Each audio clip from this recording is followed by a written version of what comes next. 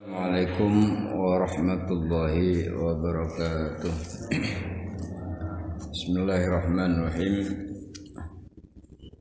Alhamdulillahilladzi anzala al-Qur'ana hudan wa nuran wa shifaa. Asyhadu an la ilaha illallah wahdahu la syarika lah. Wa asyhadu anna sayyidana Muhammadan abduhu wa rasuluhu al-mab'uts li sa'iril ummah. Allahumma salli ala sayyidina Muhammadin al-Fatih lima ulik wal-khatimi lima sabaqa nasiril haqqi bil haqq wal hadi ila siratikal mustaqim wa ala alihi haqqa qadrihi wa miqdaril azim amma ba'du.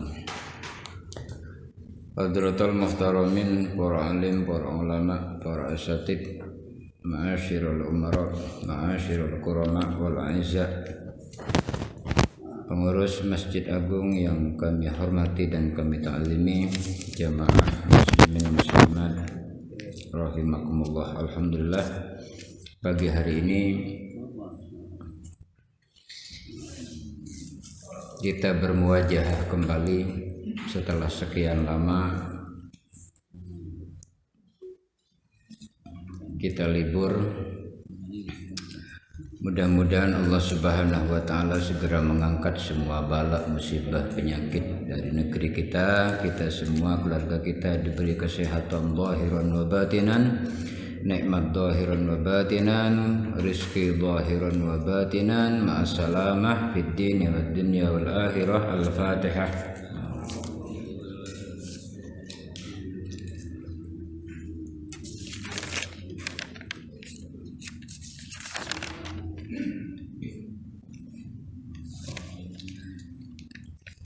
Bismillahirrahmanirrahim. Pagi hari ini nuansanya berbeda, karena sebelumnya kami mungkin ngaji kitab tauhid, tasawuf, namun pada kesempatan kali ini biar nuansanya berbeda ya, kita pagi hari ini kami Al-Fakir diamanai ngaji tafsir. Yang kami kaji tafsir Jalalain ya, tafsir Jalalain, tafsir yang kelas-kelas pemula ini. Kalau di pondok pesantren tafsir pemula.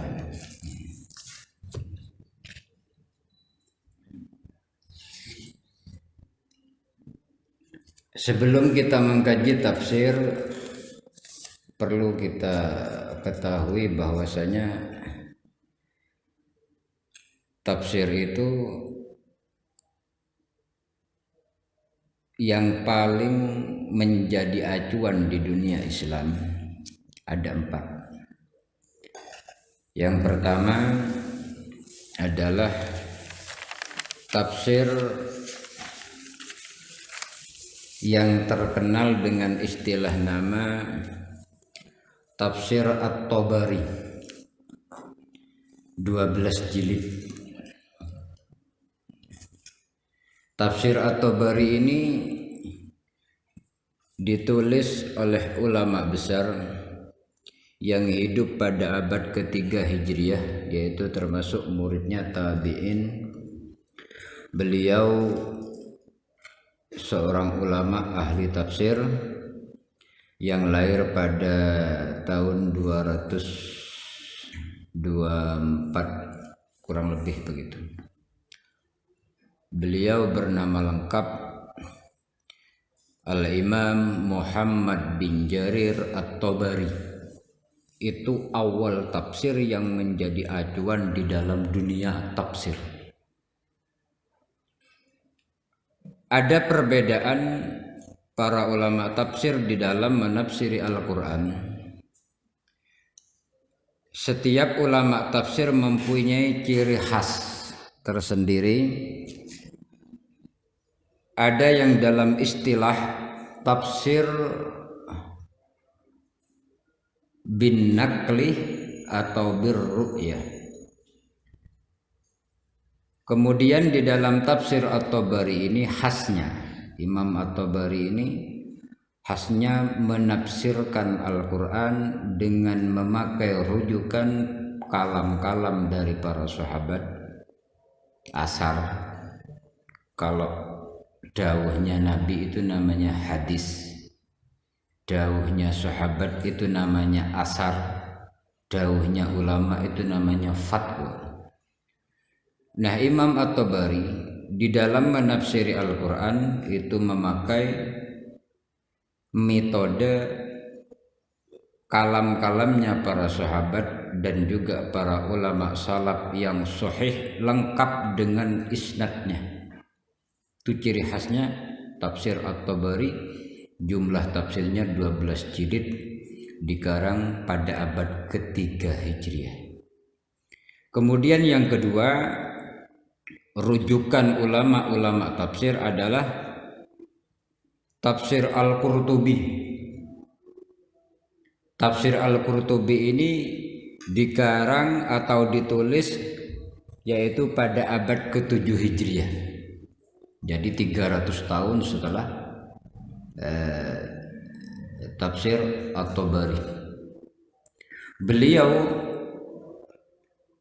juga punya ciri khas daripada Imam Qurtubi yang mempunyai nama lengkap Abu Abdullah bin Ahmad Al-Qurtubi.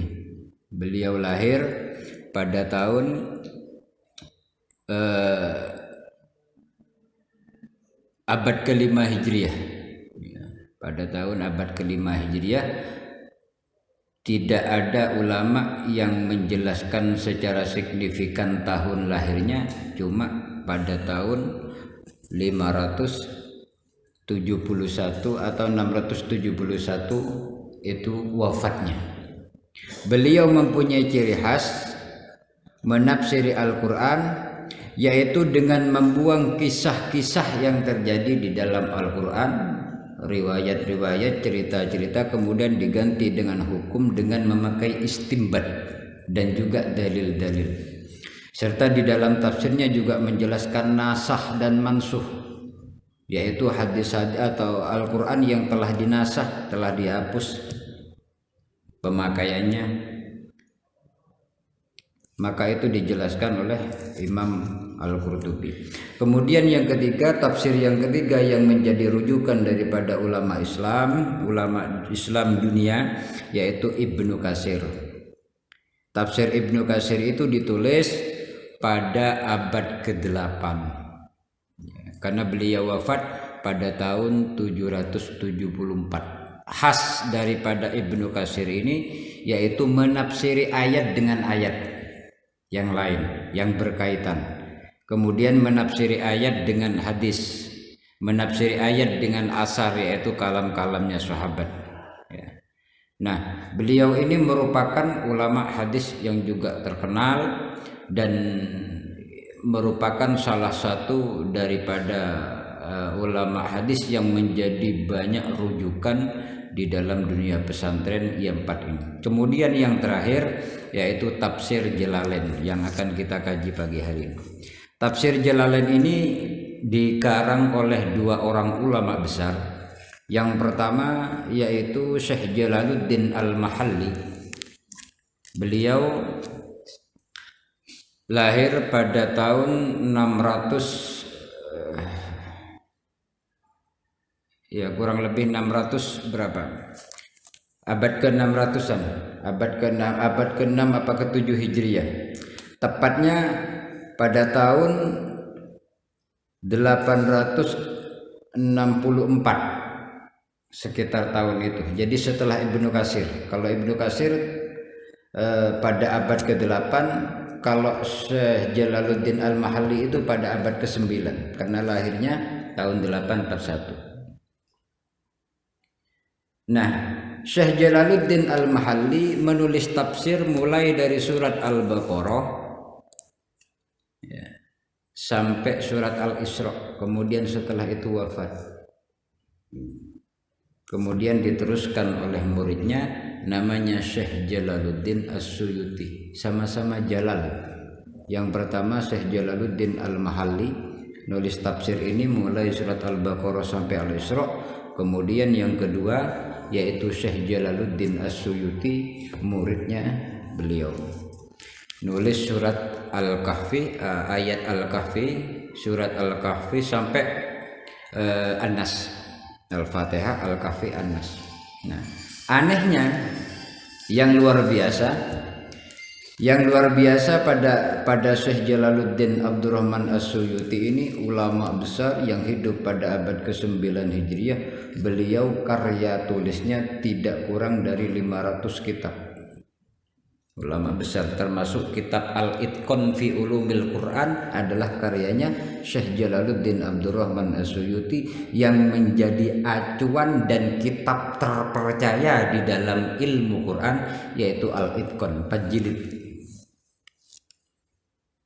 Nah, beliau Syekh Abdurrahman As-Suyuti ini yang meneruskan karya gurunya ini mengatakan, hada akhiru ma akmaltu fi tafsiril Quran, ini adalah akhir daripada karanganku di dalam menulis tafsir Al-Quran.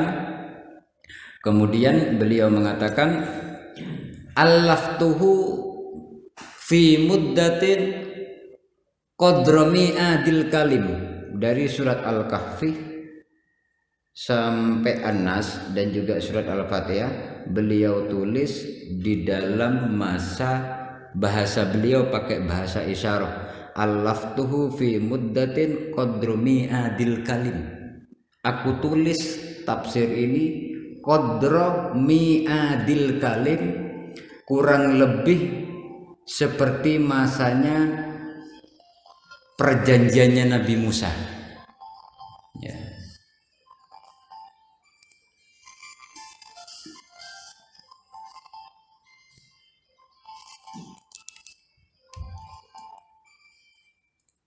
Berapa lama perjanjiannya Nabi Musa? Di dalam Al-Quran, wa idh wa'adna Musa arba'ina lailatan. Jadi kitab tafsir mulai dari Al-Kahfi sampai An-Nas ditulis hanya dalam jangka 40 hari. Qadromi adil kalim, ya. Yang saya renungkan itu nulisnya gimana 40 hari. Jangankan sak tafsire, nulis Quran itu kita era rampung ini. Nulisnya bukan pakai tik ya, dulu udah ada tik, masih pakai tangan. Saya bandingkan, saya bikin rumus metode pembelajaran kitab kuning, saya bikin metode nahwu. Mulai bulan Juni itu belum rampung-rampung sampai sekarang. Berapa bulan?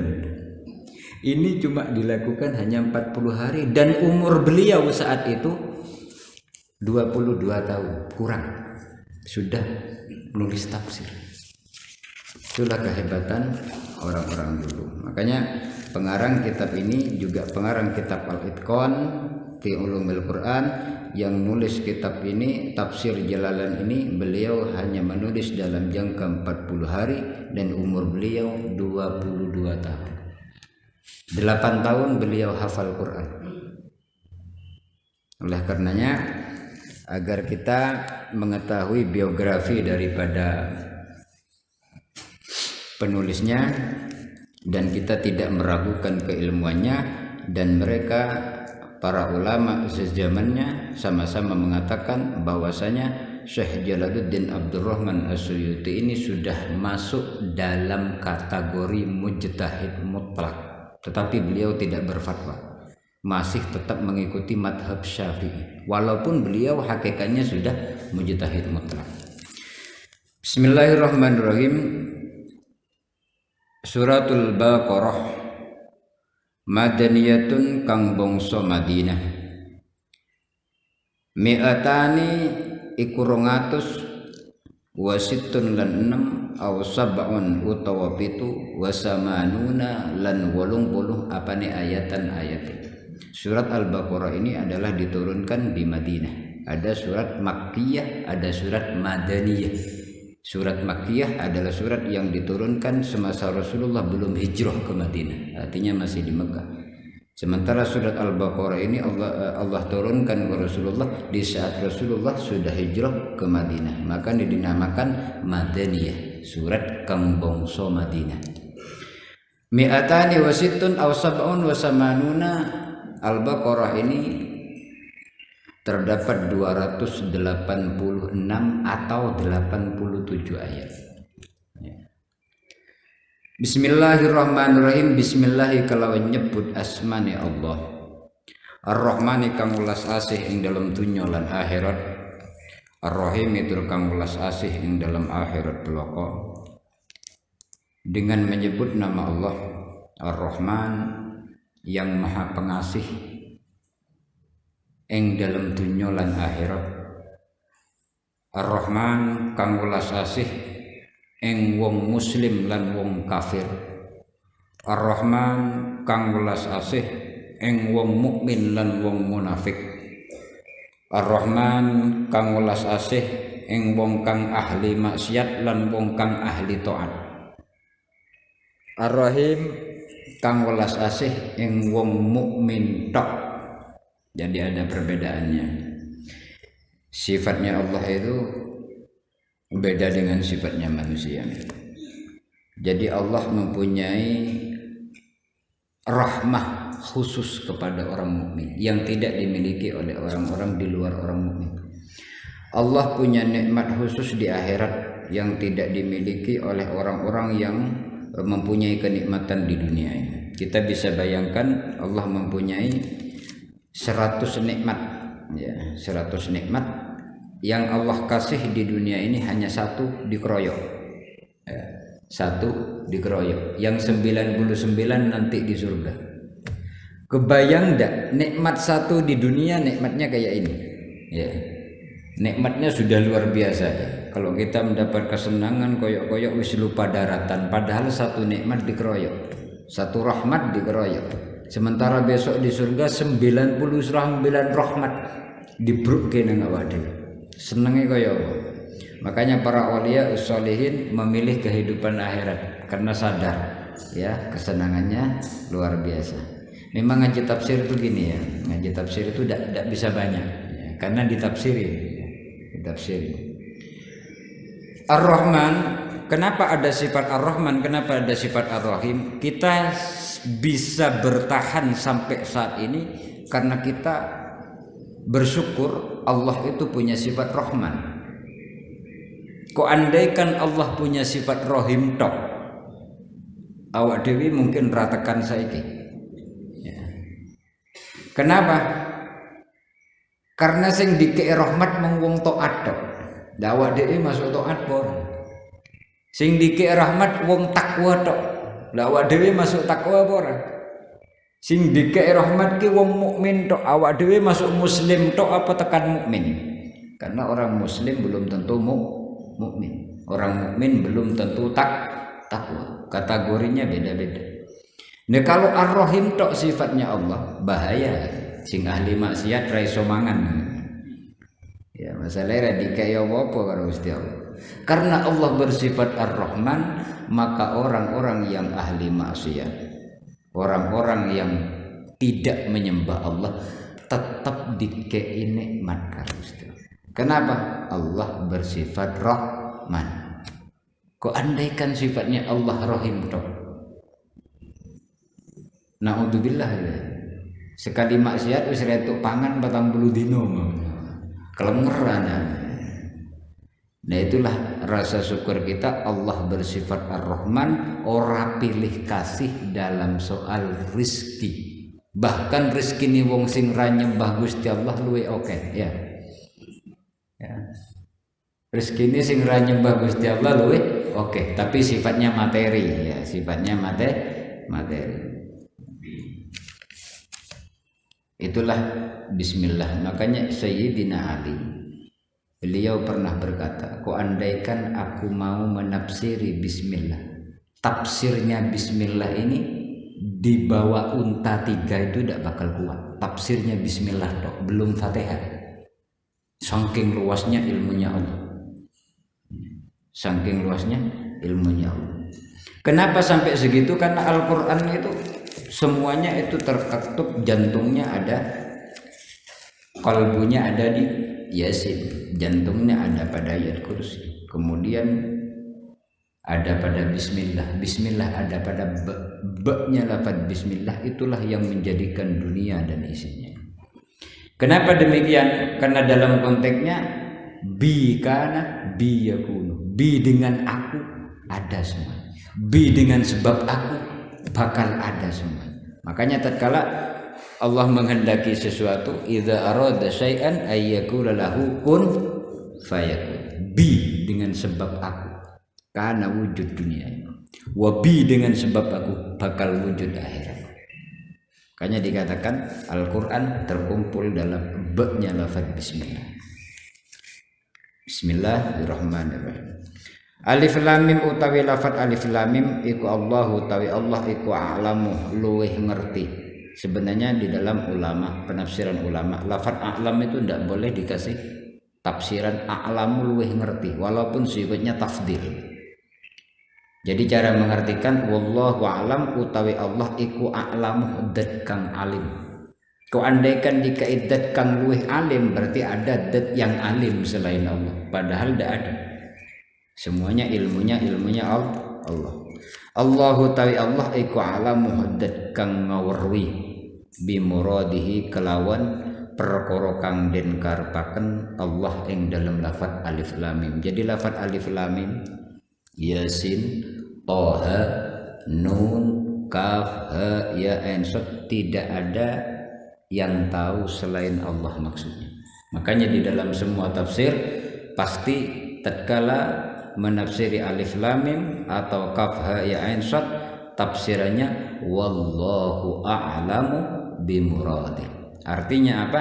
Tidak ada yang mengetahui pasti makna dari alif lam mim di dalam Al-Baqarah kecuali Allah Subhanahu wa taala. Zalikal kitabu utawi mengkuno kitab ay hadza tegesi iki kitab maksudnya Al-Qur'an.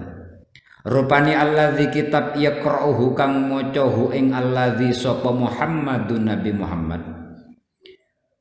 Khabari dalikah iku la raiba ora ono mamang iku maujud syakkah tegesi ora ono mamang iku maujud fihi ing dalam Al-Qur'an. Zalikal kitabu, zalika itu adalah isyarah bagi sesuatu yang jauh. Kalau ini itu bahasanya hada. Kalau itu bahasa Arabnya dalika. Tetapi Al-Qur'an yang ada di sini oleh Allah dipakai kalimat dalikal kitab. Ini secara muqtadul kalam tidak cocok. Kenapa? Kacamata itu, masuk kacamata saya pegang tapi kalimatnya itu, kan tidak pantas. Seharusnya ini. Tetapi kalimat di dalam Al-Quran kenapa pakai dalik? Seharusnya pakai hada, karena hada maknanya ini. Kalau itu dalika, Al-Quran ini dekat. Tetapi oleh Allah kalimatnya dipakai dalika. Inilah indahnya Al-Quran.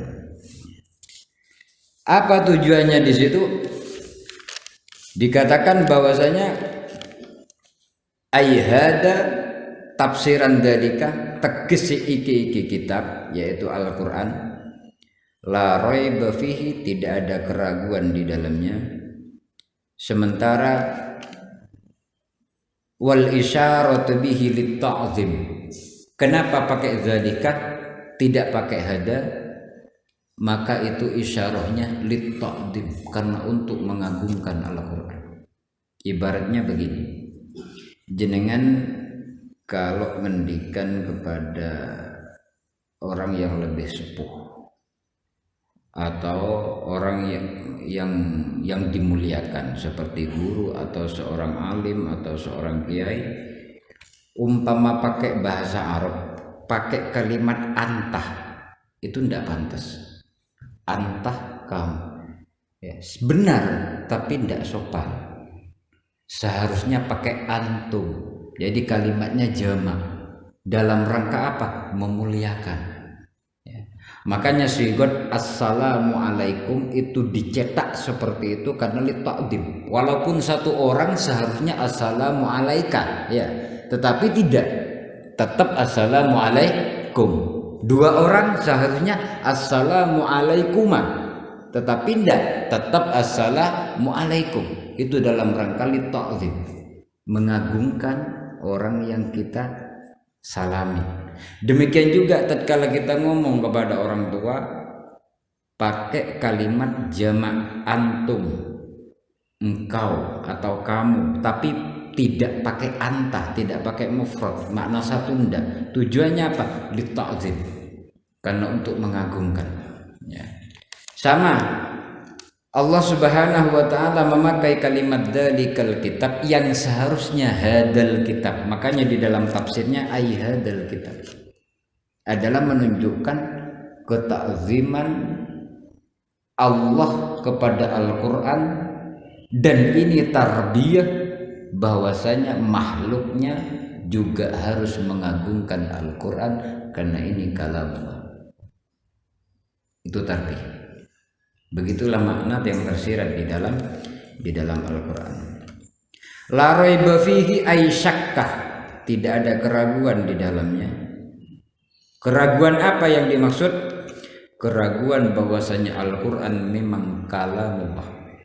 Keraguan bahwasanya Al-Qur'an memang wahyu dari Allah, yang sebagaimana disangkakan oleh orang-orang kafir bahwasanya Al-Qur'an dikatakan asatirul awwalin, dikatakan hanya dongengan orang-orang dahulu. Makanya Allah menyanggah, Allah membantah dengan kalimat zalikal kitabu la raiba fihi, tidak ada keraguan di dalamnya. Innahu sa'atuhuni kitab iku min indillah, bahwasanya Al-Qur'an itu betul-betul dari Allah, bukan karangan Nabi Muhammad, bukan tulisan Nabi Muhammad. Disinilah hikmah mengapa Nabi Muhammad dikatakan tidak bisa nulis, tidak bisa baca ya. Nabi tidak bisa nulis, tidak bisa baca. Ini diperhatikan. Kenapa kok seorang nabi tidak bisa nulis? Ada ndak pemimpin di dunia ini tidak bisa nulis? Ada ndak pemimpin di dunia ini, presiden tidak bisa baca? Tidak ada. Lalu kenapa kok pemimpin dunia, seorang nabi, seorang rasul, al-Mustafa, bahkan kekasih terpilihnya Allah, justru al-ummi, tidak bisa nulis, tidak bisa baca? Ini kan tidak logis ya, tidak logis. Pemimpin kok raiso mojo, pemimpin kok tidak bisa nulis, tidak logis. Inilah dinus samawi, inilah uluhiyah, inilah rububiyah. Semuanya itu diatur dengan seksama oleh Allah, dan apa yang telah direncanakan oleh Allah itu pasti akan sempurna. Kebayang tidak ku andaikan Nabi Muhammad itu pintar nulis? Kebayang tidak ku andaikan Nabi Muhammad pintar baca? Tidak bisa nulis saja Al-Quran dikatakan asatirul awalin oleh orang-orang kafir. Ini adalah gayanya Muhammad, dongengannya Muhammad. Padahal Nabi Muhammad tidak bisa nulis, masih dikatakan dongengannya Nabi Muhammad. Padahal Nabi Muhammad sudah tidak bisa nulis. Kebayang ku andaikan Nabi Muhammad pintar baca, pintar nulis, tidak akan ada orang Arab yang percaya bahwa ini adalah wahyu minallah. Disinilah hikmah kenapa rencana Allah itu lebih sempurna ya. Jam berapa ini? Baru nyampe bismillah. Tafsir ini ku ngoten nggih, mboten saged kathah. Karena memang mufradat ya, karena memang mufradat yang dikaji sebagaimana yang dikatakan oleh di dalam kitab Al-Itqan jilid 4. Saya pernah buka kitab itu, ada kalimat begini, man yaqra'ul qur'ana wa yafhamu ma'anihi, barang siapa yang membaca Al-Qur'an dan paham makna dari satu lafaz, satu persatu lafaznya ya, satu persatu, kana lahu isyruna hasanatan, maka satu huruf dikasih pahala 20. Waman lam ya'lam alfa ma'anihi, orang yang tidak paham tentang makna lafaz-lafaznya Al-Qur'an, maka falahu asyara hasanatin, maka baginya 10 pahala. Jadi beda, orang yang tahu makna dengan orang yang tidak tahu makna pahalanya berbeda, 2 kali lipat. Itu di dalam kitab Al-Itqan karangannya Syekh Abdurrahman As-Suyuti dalam jilid 4 di dalam bab muqarrabat. La syakka fihi annahu min indillah, tidak ada keraguan bahwasanya Al-Qur'an itu betul-betul dari Allah Subhanahu wa taala. Hudan lil muttaqin, Al-Qur'an itu menjadi petunjuk bagi orang-orang yang takwa. Kenapa bahasanya kok petunjuk, bukan bagi orang-orang yang tersesat? Kok bahasanya petunjuk bagi orang yang takwa? Kalau orang takwa ngapain butuh petunjuk? Seharusnya yang mendapat petunjuk adalah orang-orang yang sesat. Umumnya begitu. Orang-orang yang diberi petunjuk, yang diarahkan adalah orang yang sesat. Sesat jalan, bingung jalannya, ditunjukkan. Cocok. Tetapi kok orang yang lurus kok ditunjukkan? Nggak, bingung kok ditunjukkan. Ini bahasa Al-Quran. Bahasa Al-Quran itu tidak bisa diterjemahkan pakai logika. Ya, kenapa? Karena Rasul sallallahu alaihi wasallam bersabda, "Man fassara al-Qur'an bi aqlihi", barang siapa yang menafsiri Al-Qur'an dengan akalnya, falyatabawwa maq'adahu minan nar, maka bersiap-siaplah menjadi BBM-nya neraka. Jadi nubuwah, rububiyah kadang memang tidak masuk akal. Kenapa? Akal kita yang tidak masuk. Bukan tidak masuk akal, akal kita yang tidak masuk. Hudan lil muttaqin ay hadin, tegesi jadi hidayah. Hidayah lil muttaqin bagi orang-orang yang takwa, ay as-sairina, tegesi pira-pira wong kang dadi takwa. Nah, bukan takwa, dadi takwa. Artinya dengan hidayah itu orang itu jadi takwa. Berarti orang-orang yang takwa dipastikan orang itu sudah mendapat hidayah. Begitu maksudnya. Bukan menunjukkan pada orang-orang yang takwa. Orang yang mendapat hidayah pasti akan menjadi orang yang takwa. Makanya dikatakan as-sairina ila taqwa, orang-orang yang jadi ila taqwa, kepada takwa. Gara-gara apa kok jadi takwa? Karena hudan, karena mendapat petunjuk. Dengan apa kategori takwa itu? Bimtisali awamirillah wajitina bin nawahi, kelawan manut piro-piro perintah Allah, wajitina bin nawahi lan ngedohi piro-piro larangane Allah, liitqaihim krana waddini alladina bidzalikan nari, kelawan mengkunun roh. Takwa itu sederhana, di dalam tafsir ini disederhana. Apa takwa? Imtisalu awamirillahi wajidinabu nawahi, menjauhi larangan Allah dan menjalani perintahnya. Itu kategori takwa, sederhana sekali ya. Wallahu a'lam bishawab. Al-Fatihah.